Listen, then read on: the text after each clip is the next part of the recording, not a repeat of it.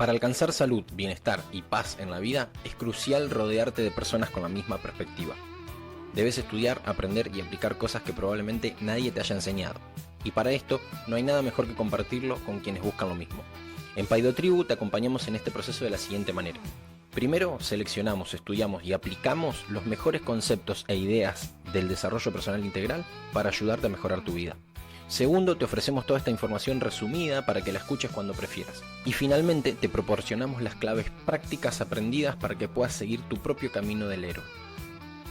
Ya sea mentalidad, productividad, hábitos o entrenamiento, vamos a tomar las mejores prácticas y conceptos y te lo vamos a acercar de forma sencilla en este espacio, para que hoy mismo comiences a aplicarlos. Soy David, entrenador y emprendedor, y si te sumás a este camino, te guiaré a través del bosque aparentemente impenetrable de los hábitos. Empezamos.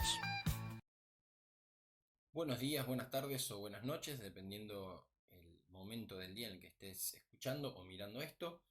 Mi nombre es David, vamos a comenzar hoy con un tema que lo veníamos postergando hace un tiempito, que es el tema de alimentación. Y obviamente la importancia que tiene la alimentación dentro de un esquema de hábitos saludables, ¿sí? Dentro de un esquema de estilo de vida saludable, ¿sí?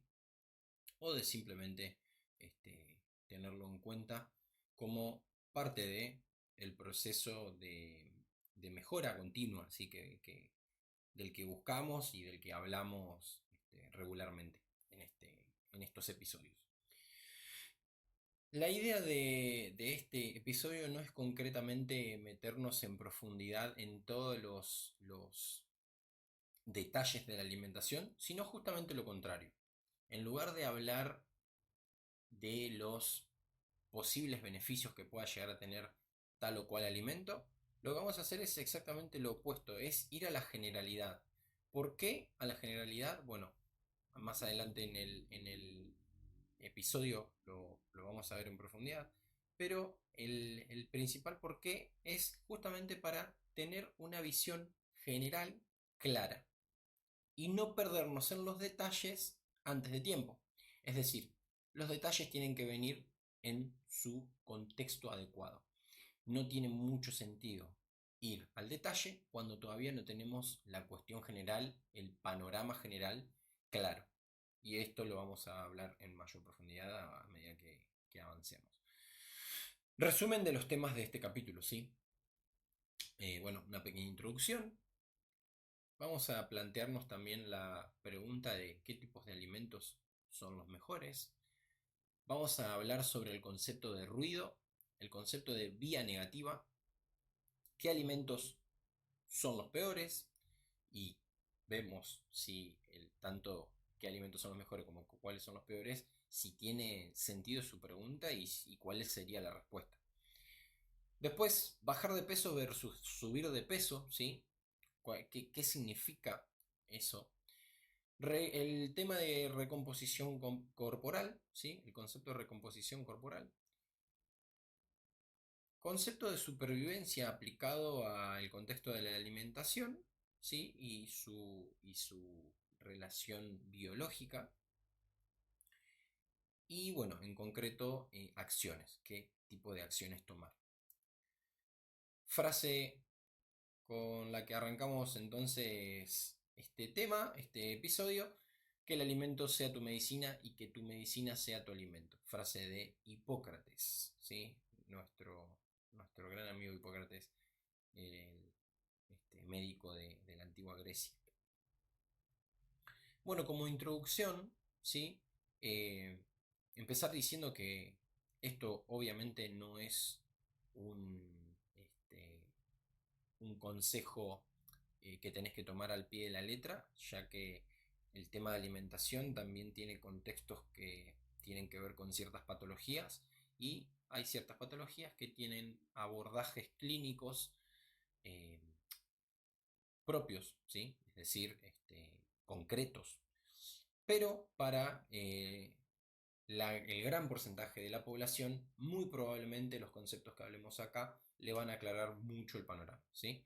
La idea de este episodio y de todas las cosas que hablamos en general es objetivo es la educación, el estudio y el aprendizaje de distintas variables o de distintas ideas, de distintos conceptos, y ver cómo funcionan y cómo podrían llegar a abordarse, ¿sí? En base a tu contexto personal y cuáles de estas ideas te pueden llegar a justamente ayudar en un proceso de cambio o en un proceso de una mejor toma de decisiones para cuidar tu salud. Esto obviamente que de ninguna manera, como recién dije, eh, pretende reemplazar el consejo profesional dentro del área de la nutrición o dentro del área de la medicina, ni mucho menos es ningún tipo de terapia ni de tratamiento de nada, ¿sí? Simplemente recomendamos entonces con esto, tanto con este episodio como con cualquier otro, utilizar este tipo de información con la debida discreción, ¿sí? Y acordate que un capítulo de un podcast, sin importar de quién venga, nunca reemplaza la consulta profesional directa con un profesional de la salud, del entrenamiento, de la nutrición o del área que sea, ¿sí? Entonces, volvemos a repetir, utilizar esta información con discreción, entendiendo que el objetivo es la educación y el aprendizaje de distintos conceptos que nos puedan llegar a aclarar ciertas dudas. Dentro de esta introducción, entonces, la idea que tenemos de salud, entender que gran parte del cuidado de la salud pasa entonces por la calidad de los alimentos que consumimos, ¿sí? Básicamente nutrirnos correctamente es lo que nos permite desarrollar nuestras funciones biológicas de manera correcta. Por eso es que para un abordaje de salud completo y holístico tenemos que tener en cuenta sí o sí la alimentación, ¿sí? Después, otro porqué, eh, otra razón por las cuales tener en cuenta un buen esquema de alimentación puede ser la razón económica.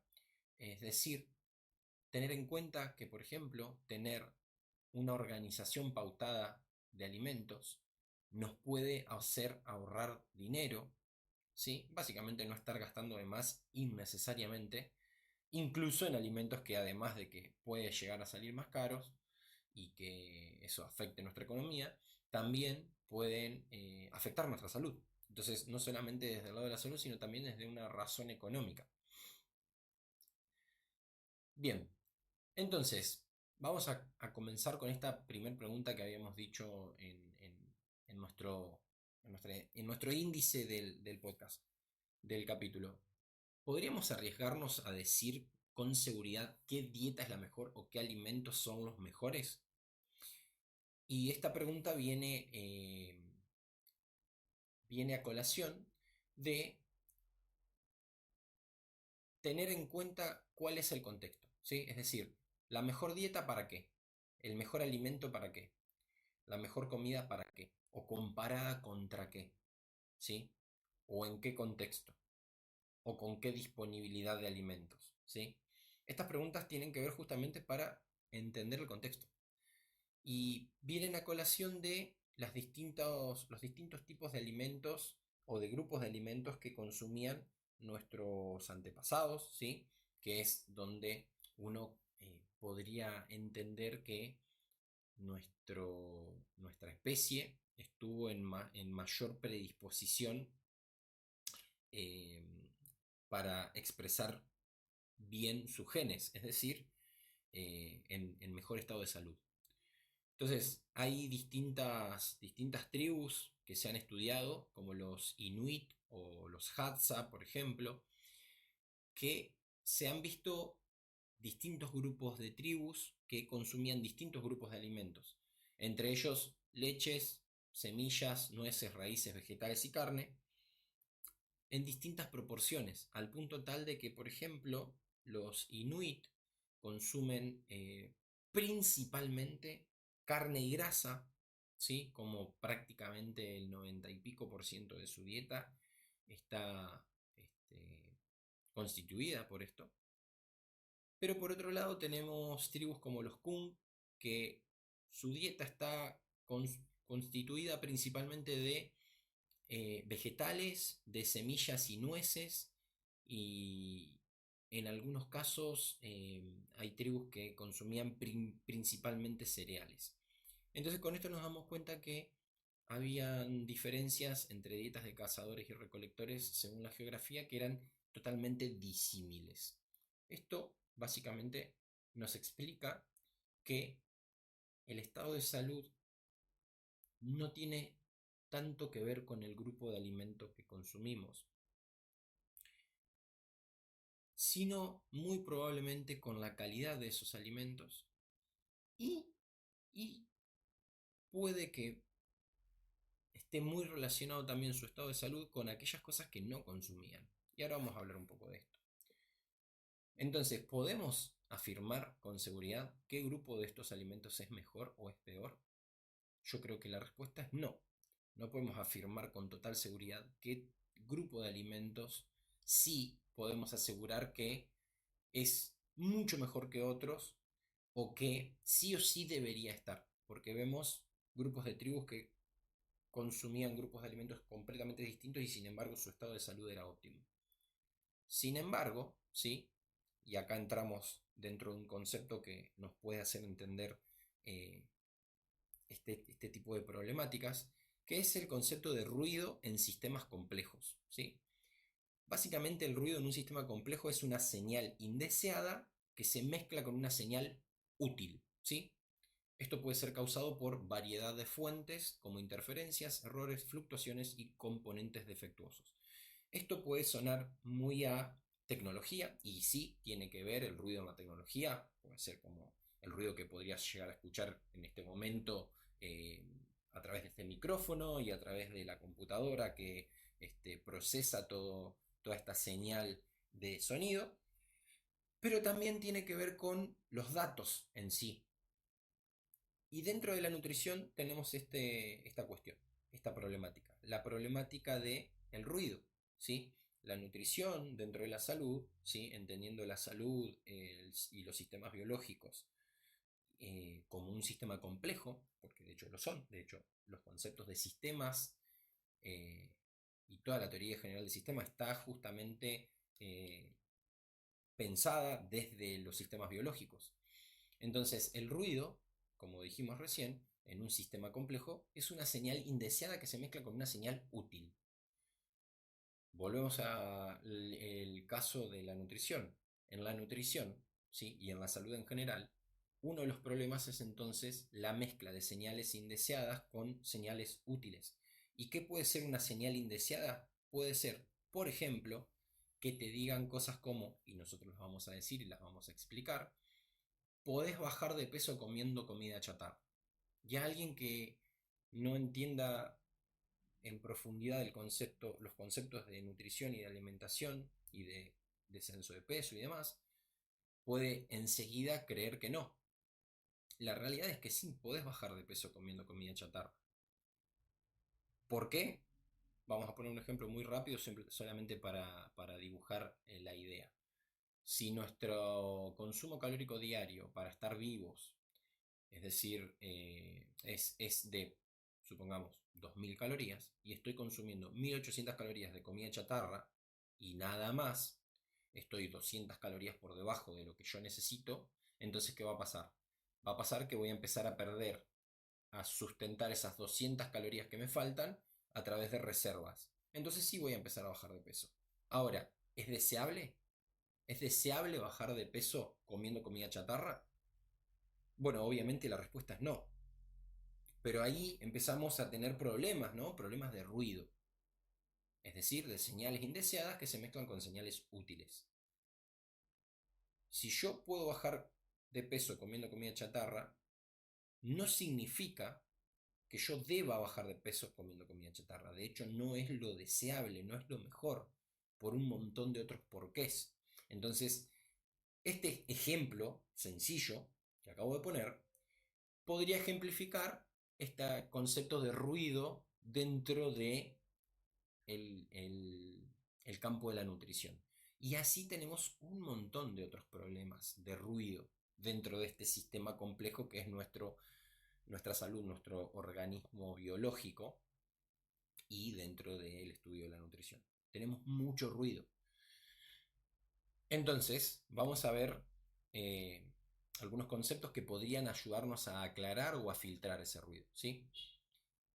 Hicimos la pregunta de si podríamos arriesgarnos a decir con seguridad qué dieta era la mejor o qué grupos de alimentos eran los mejores.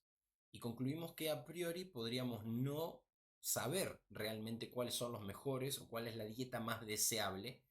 Sin embargo, acá planteamos ahora la pregunta opuesta. ¿Podríamos arriesgarnos a decir con seguridad qué dieta o qué grupos de alimentos son los peores? Es decir, ¿qué cosas no deberíamos comer? Y antes de contestar esta pregunta, tendríamos que pensar qué es nutrirse, ¿sí? Si hablamos de nutrirnos, estamos pensando directamente en salud, ¿no? ¿Sí? Es decir, nos nutrimos para estar en un mejor estado de salud. Y luego podemos hablar de los objetivos secundarios que podemos abordar y que podemos lograr a través de la nutrición, con distintas estrategias, pero como una especie de objetivo secundario. ¿Por qué? Por esto que acabábamos de hablar. Puedo bajar de peso comiendo comida chatarra, pero no es lo más deseable, porque probablemente puedo bajar de peso comiendo más sano. Entonces logro los dos objetivos, estar en estado de salud y bajar de peso. A pesar de que en un análisis de corto plazo podría no mostrar consecuencias de salud bajando de peso comiendo comida chatarra, eso no significa que en el largo plazo yo no pueda llegar a ir en desmedro de mi salud. Con lo cual, como no sabemos qué es lo que puede pasar, es decir, ese ruido puede interferir justamente con datos que yo no conozco o que a priori no tengo, entonces es preferible ir por el lado que se conoce, que se sabe que presenta menos riesgos para la salud. Porque nunca podemos afirmar al 100% que determinado estímulo va a mejorarnos la salud, pero sí al menos que no va a empeorarla o que al menos se tiene la suficiente cantidad de datos como para poder entender que podría mejorarnos la salud. Entonces, nutrirnos igual a salud y luego tenemos los objetivos secundarios. Aclarado esto, ¿podemos decir qué cosas no debemos comer? Bueno, yo creo que la respuesta es que sí. ¿Por qué? Bueno, porque la dieta estándar occidental, ¿sí? También conocida como dieta americana estándar, SAD, es un patrón de alimentación que se caracteriza por un alto consumo de grasas, colesterol, proteína de origen animal, azúcar y sal. Y esta es la definición que podemos encontrar en internet. Sin embargo, podría confundir bastante, porque el problema de esto es que estas grasas, este colesterol y estas proteínas de origen animal, azúcar y sal, son de alimentos ultraprocesados, no de alimentos naturales, como puede ser, por ejemplo, un corte de carne que puedo comprar en la carnicería, ¿sí? Con lo cual, nuevamente, encontramos un poco de ruido. Sin embargo, volviendo al tema, ¿podemos arriesgarnos a decir con seguridad qué dieta es la peor o qué grupos de alimentos no convendría consumir? Sí. ¿Cuáles son estos? Principalmente los de la dieta occidental estándar, ¿sí? Que son principalmente alimentos ultraprocesados. ¿Esto quiere decir que no vas a poder comer nunca más un alimento ultraprocesado? No, quiere decir que no es lo que te conviene, no es lo que más te conviene. Sobre todo si querés mantener un estado de salud a largo plazo. Y dentro de esta conceptualización, una de mis ideas era justamente traer acá el concepto de el elefante en la habitación, ¿sí? Que bueno, justamente hace unos días dejé la imagen en Instagram, la del elefante justamente en la habitación. ¿Qué significa el concepto del elefante en la habitación? Bueno, el concepto del elefante en la habitación lo que nos quiere hacer entender es, bueno, primero, antes de seguir explicándolo, creo que ya te lo debas haber imaginado, pero si no te lo imaginaste, te invito hace el ejercicio mental de imaginarte un elefante en el momento y en el lugar en donde vos estás escuchando esto. Entonces, ¿cuál es la imagen? ¿Sí? Un elefante metido dentro de una habitación nos hace pensar que sería imposible no verlo, ¿no? O sea, es imposible no ver un elefante dentro de una habitación. Bueno, lo que normalmente solemos hacer con las problemáticas obvias es ignorar el elefante en la habitación. Es decir, tenemos un problema enorme que es obvio y que lo estamos viendo porque es imposible ocultarlo. Sin embargo, hacemos un esfuerzo deliberado por mirar para otro lado. En el caso de la nutrición, ¿cómo podemos utilizar esta conceptualización, este ejemplo? Bueno, básicamente cuando pensamos en tomar agua tibia con limón y ajo en ayuna y vinagre, porque supuestamente nos acelera el metabolismo y nos ayuda a quemar grasas, pero después nos bajamos 2 pizzas con cerveza. Entonces, ¿cuál es la problemática acá? Que el estar comiendo comida chatarra, por ejemplo, ¿sí? O el estar consumiendo bebidas azucaradas todo el tiempo, por ejemplo, o el estar consumiendo alcohol en, en alto grado, digamos, o con regularidad, es justamente el elefante en la habitación. Estamos haciendo un esfuerzo deliberado por mirar a un rinconcito. Ejemplo, mirar el agua tibia con limón y vinagre. Pero no estamos viendo el elefante en la habitación, que es todo esto otro que yo estaba mencionando. Entonces, la problemática está en no ver al elefante en la habitación. Lo primero que tenemos que hacer es justamente sacar al elefante de la habitación. Hacernos cargo del elefante en la habitación, ¿sí? Y sacar al elefante. Porque si no es hacer un esfuerzo deliberado, muy grande, por no darnos cuenta que hay un elefante en la habitación, ¿sí? Entonces, la idea de esto es no ignorar el gran problema, hacerse cargo del gran problema y luego veremos los detalles. Entonces, esto nos da pie para el siguiente concepto, que es el concepto de vía negativa, es decir, qué cosas no debemos comer, o qué cosas es preferible no comer, o qué cosas es preferible recortar a conciencia de nuestra alimentación.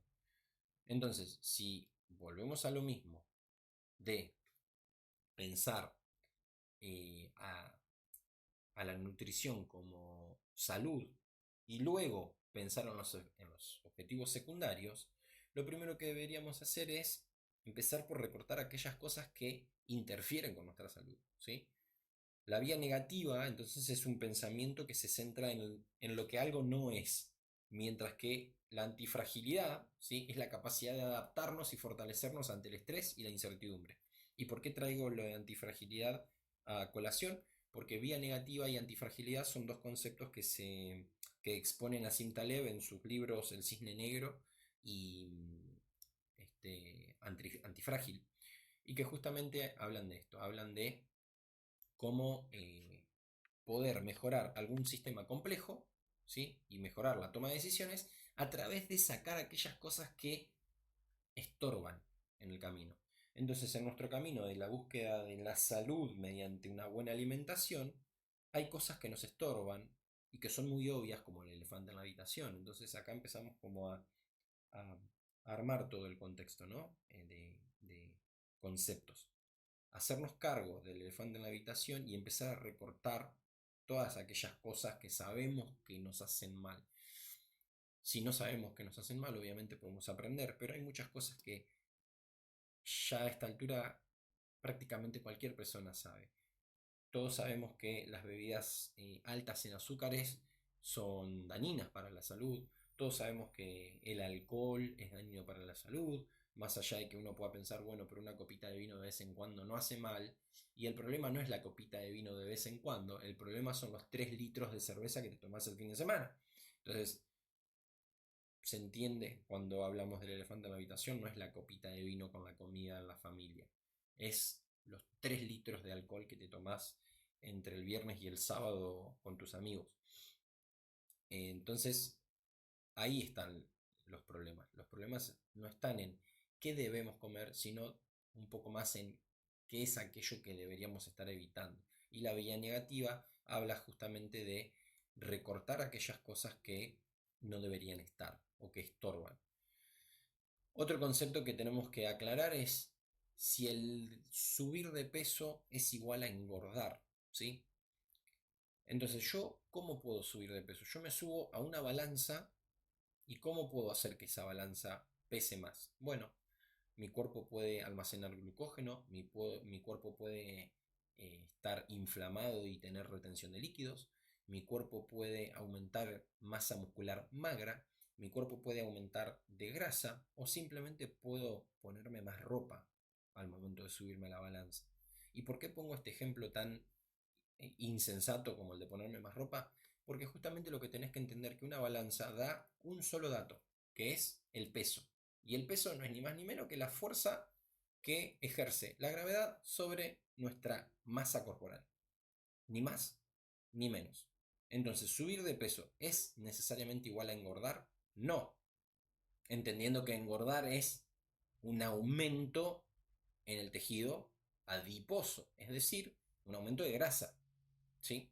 Entonces, no, subir de peso no es necesariamente igual a engordar, de la misma manera en la que bajar de peso no es igual a perder grasa, porque yo puedo bajar de peso de glucógeno, de inflamación y retención de líquidos, de masa muscular magra, de grasa o sacándome la ropa que me puse de más para subirme a la balanza. ¿Se entiende? Esto lo aclaro porque es una confusión muy regular que suele tener la gente que no está muy relacionada al ámbito de la nutrición o que no tienen los conocimientos necesarios, y cuando quizás comienzan un proceso de descenso de peso o de aumento de masa muscular, como se quiera, depende el objetivo que tenga la persona, lo primero que hacemos es eh, subirnos a la balanza y juzgar todo el proceso a través de un dato totalmente aislado y frío, que es el número que nos devuelve la balanza. Cuando el número que nos devuelve la balanza no es ni más ni menos que un solo dato aislado y no nos está diciendo absolutamente nada de la composición corporal, que es justamente el próximo concepto. El concepto de recomposición. Yo no tengo que pensar en bajar o en subir de peso, sino en recomponer, ¿sí? mis tejidos, ¿sí? Básicamente, ¿qué es recomponer?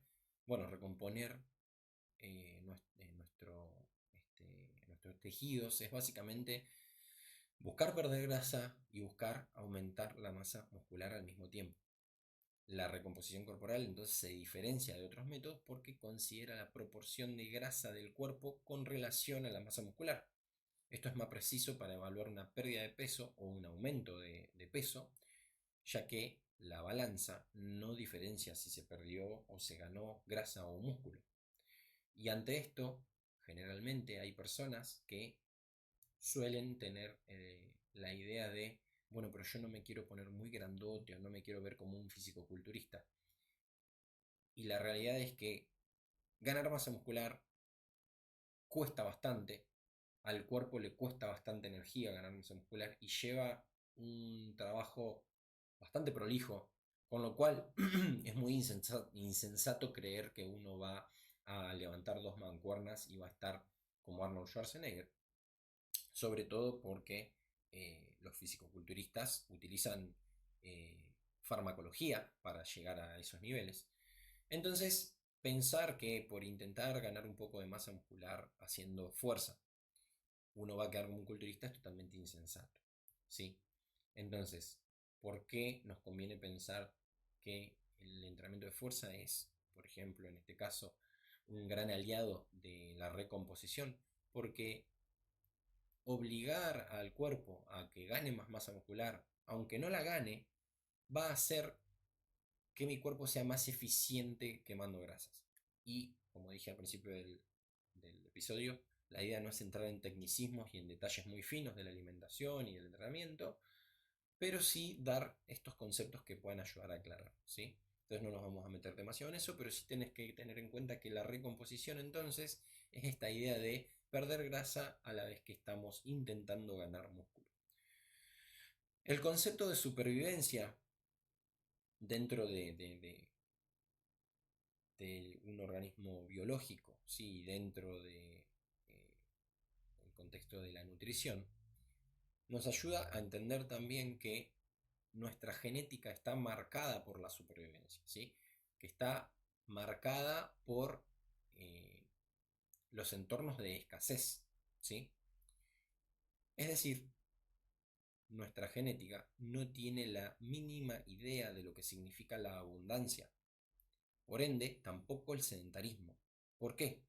Porque en un entorno de supervivencia yo debo moverme para conseguir alimento. ¿Sí? Y debo moverme generalmente con escasez de energía, ¿sí? No con abundancia de energía. Justamente por eso me muevo para conseguir comida, porque está escaseando el alimento, porque está escaseando la energía. Entonces yo debo moverme para conseguir nueva energía. Eso en un entorno biológico, en un entorno de supervivencia.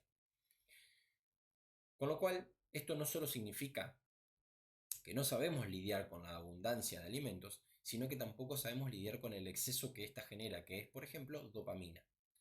De hecho, para conseguirla, debíamos esforzarnos exponiendo nuestra vida o realizando algún esfuerzo. ¿Por qué traigo a colación la dopamina? Porque la dopamina justamente es algo que se segrega cuando uno logra algo. En este caso, cazar y alimentarse. Como nosotros hoy en día estamos totalmente excedidos de dopamina por la cantidad de hiperestimulación que tenemos a través de la televisión, a través de las redes sociales y el celular, a través de la comida chatarra, a través de los videojuegos, a través del alcohol y las drogas, todo eso hace que yo no quiera o no tenga la motivación suficiente como para moverme, ¿sí? Y más allá de que acá no buscamos hablar tanto de entrenamiento, sino más de nutrición, pero justamente entender la conexión que hay entre el movimiento y la nutrición en un entorno biológico de supervivencia versus cómo desagregamos la actividad física de la alimentación. Entonces ya no hay que moverse para conseguir la comida, y eso hace que no entendamos el por qué deberíamos movernos.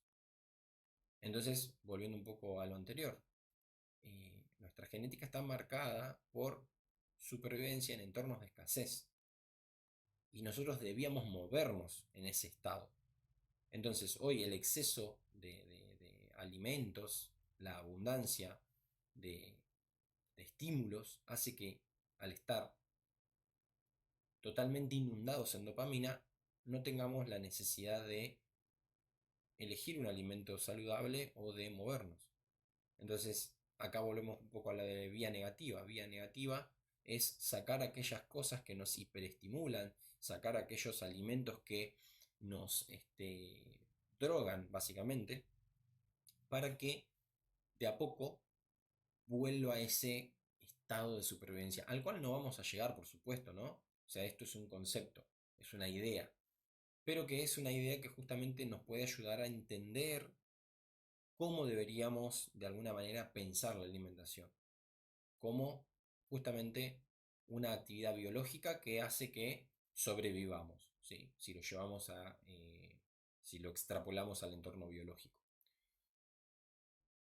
Y una pregunta bastante graciosa, que te va a ayudar también a entender un poco estas ideas, es: ¿te imaginas a un Tyrannosaurus Rex contando las calorías y armando su plan dietario para estar en forma? Bueno, creo que la respuesta es obviamente que no. Eh, y la idea de esto es justamente cerrar la idea de la supervivencia, ¿no? O sea, cuando estamos en un entorno natural de supervivencia, ¿qué vamos a comer?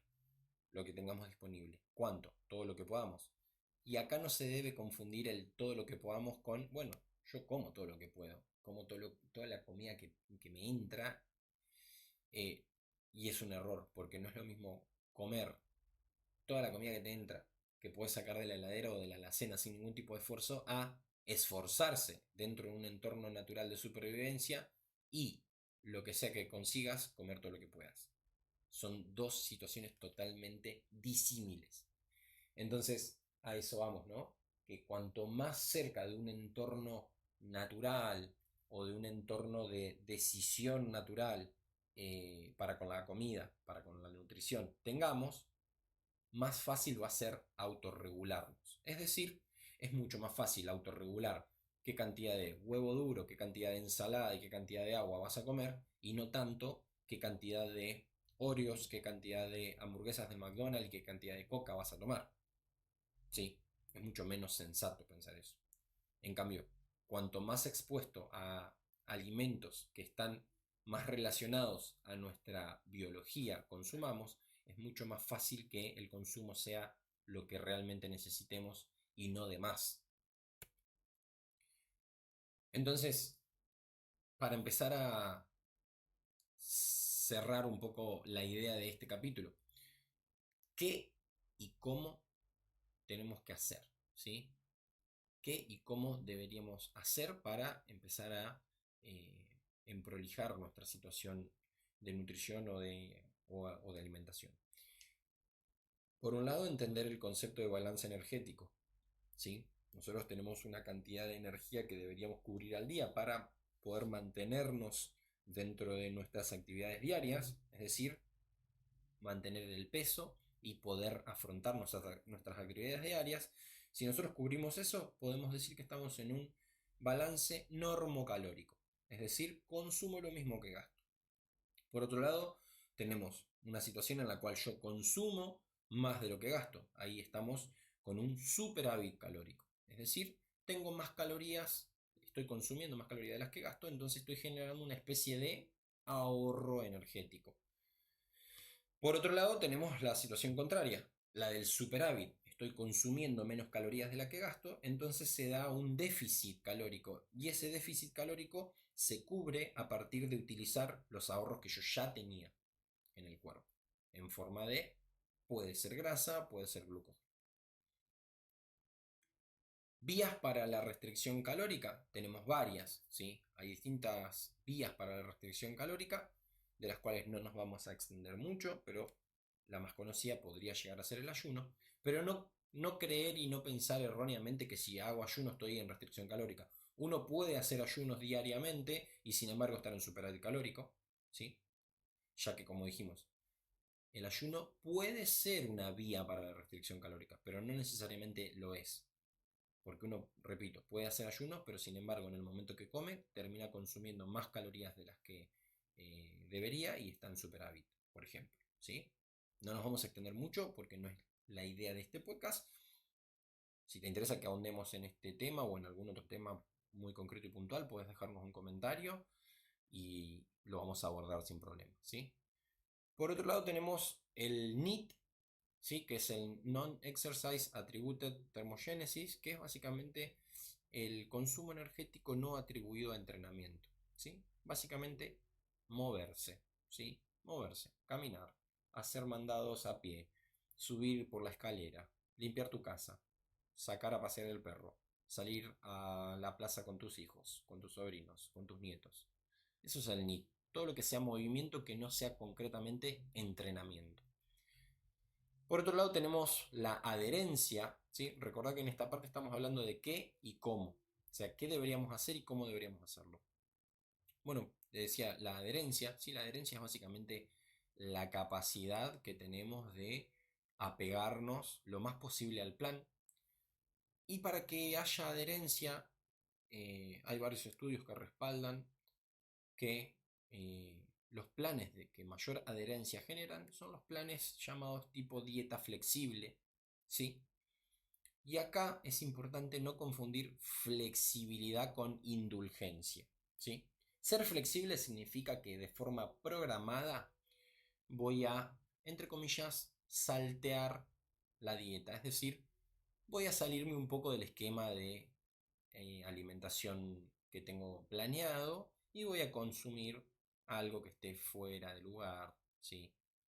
O, como antiguamente se le decía, el famoso permitido, ¿sí? O el cheat day, o la cheat meal. Entonces, entender que flexibilidad no es lo mismo que indulgencia. Flexibilidad sería de forma programada y de forma controlada, consumir algún alimento que por alguna razón tengo ganas de consumir, porque me gusta, porque tengo un cumpleaños o por lo que sea, pero que es muy difícil es muy distinto a la indulgencia, que la indulgencia tiene que ver más con como esto, porque me lo merezco. Entonces, claro, como uno cree merecer más de lo que hace, uno termina consumiendo cualquier cosa cualquier día.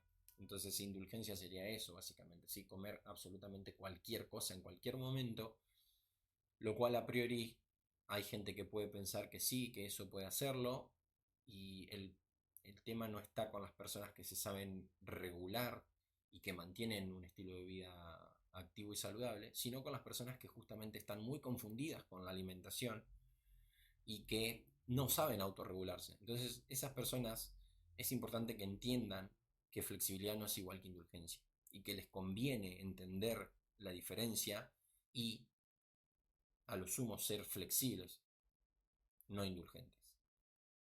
Y obviamente que para esto, bueno, se puede hablar mucho más largo y tendido, probablemente en algún capítulo lo hagamos, pero entender que la adherencia viene de la mano de un plan coherente y que las restricciones totales en general suelen llevar a abandonos, generalmente por el cambio tan brusco que se genera. Dependiendo qué tipo de personas seamos, un cambio brusco puede llegar a ser útil en algunos casos, pero no es lo más recomendable, ¿sí? Acciones que podemos tomar, bueno, son varias y y están ordenadas. Tiene que ver con inventariar los alimentos, ¿sí? Inventariar aquellas cosas que no debería estar consumiendo y que tengo en casa. Eliminarlas. Eliminarlas puede ser regalarlas, tirarlas o consumirlas hasta que ya no tenga más. Y cuando ya no tenga más, no reemplazarlas. Es decir, no buscar un sustituto más sano de eso o no volverlas a comprar, ¿sí? Eso es básicamente eliminar, ¿sí? Limpieza y organización tiene que ver con justamente ordenar todos los espacios donde tengo los alimentos y organizar su consumo. Organizar su consumo tiene que ver con, bueno, justamente armar un esquema de alimentación ordenado en base a los objetivos. La planeación, que tiene que ver justamente con esto, con ir armando, tanto sean, por ejemplo, distintas preparaciones, distintas recetas, distintas estrategias de consumo, ¿sí? Básicamente, planear que voy a desayunar, planear que voy a almorzar, etc. La compra, básicamente que puede ser la compra del mes, la compra de la semana o la compra del día, dependiendo nuevamente de nuestros objetivos y de los grupos de alimentos que hayamos decidido consumir. Y por último, la estrategia de consumo. Para cada uno de estos puntos, obviamente, hay mucho más para hablar. No es la idea hablar el día de hoy de eso, porque se nos haría un episodio demasiado largo. Pero cada uno de ellos, obviamente, tiene un paso a paso para que se haga sostenible, primero, y segundo, para que se adapte a las necesidades personales. Hasta acá el capítulo del día de hoy. Espero que te haya gustado, que te lleves conceptos e ideas útiles para mejorar tus hábitos, en este caso tus hábitos de alimentación. Te invito a que me sigas en las redes sociales, puede ser en Instagram, en YouTube, y que le compartas este episodio a alguna persona que creas que le puede llegar a servir y que le va a ayudar a mejorar su estilo de vida y sus hábitos. Te saluda de este lado David, te mando un gran abrazo y nos vemos en el próximo capítulo. Y así concluimos otro episodio de Paidotribu. Espero que te hayas llevado ideas valiosas y motivación para seguir mejorando tu bienestar y tu calidad de vida. Recordá que estamos juntos en este camino, formando una tribu que se apoya y crece unida. No olvides suscribirte y compartirle este episodio a esa persona que crees que le puede servir. Dejanos tus comentarios, nos encanta saber de vos. Hasta la próxima y recordá, cuidar de vos es cuidar de la tribu.